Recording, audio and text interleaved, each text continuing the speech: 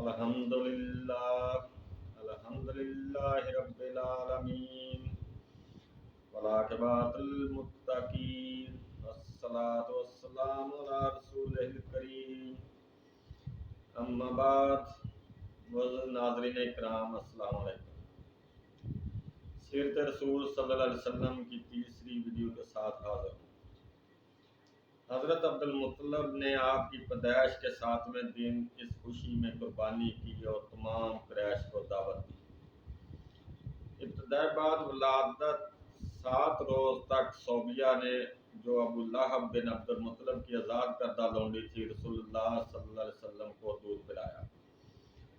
8ویں روز شرفائے عرب کے دستور کے مطابق قوم حوازن کے قبیلہ بنی سعد کی ایک خاتون حلیمہ کے سپرد کیے گئے کہ وہ بطور دایا آپ کو دودھ پلائیں اور اپنے پاس رکھ کر پرورش کریں۔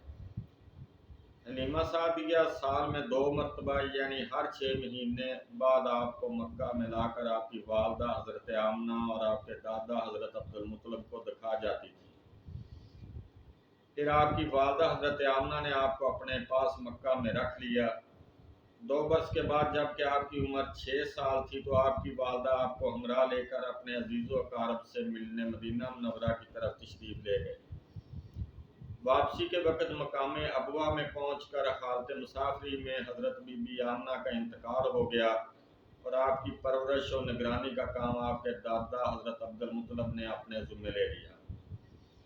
بعض روایات سے ثابت ہوتا ہے کہ آپ صلی اللہ علیہ وسلم 5 سال حضرت حلیمہ سعدیہ کے گھر رہے اور وہاں پر واقعہ شق الصدر پیش آیا۔ سیرت ابن ہشام کے مطابق آپ اپنے رضائی بھائی بہنوں کے ساتھ بکریاں چرا رہے تھے کہ بچے خوف زدہ ہو کر بی بی حلیمہ کے پاس آئے اور کہا 2 سفید پوش آدمی ہمارے قریشی بھائی کو پکڑ کر لے گئے اور اس کا سینہ چاک کر دیا۔ بی بی حلیمہ اور ان کا شوہر حارث اس مقام پر گئے۔ آپ صلی اللہ علیہ وسلم خوف زدہ تھے۔ آپ نے بھی وہی بات ان سے بیان کی۔ حضرت حلیمہ نے دیکھا کہ آپ کے سینے پر کوئی زخم وغیرہ نہ تھا۔ خیال ظاہر کیا کہ کسی جن بوت کا اثر ہے۔ آپ کو اپنی والدہ کے پاس لے جایا گیا۔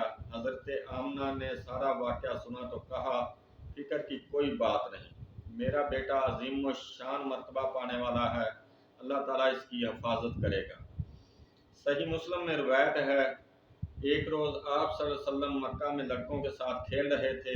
حضرت جبرائیل علیہ السلام آپ کے پاس آئے، آپ کا دل چیرا، ایک قطرہ نکال کر کہا یہ شیطان کا حصہ تھا۔ بعد میں آپ کا دل سونے کی طشت میں آب زمزم سے دھویا، پھر اسے جہاں تھا وہاں رکھ دیا۔ وَمَا عَلَيْنَا إِلَّا الْبَلَاغُ۔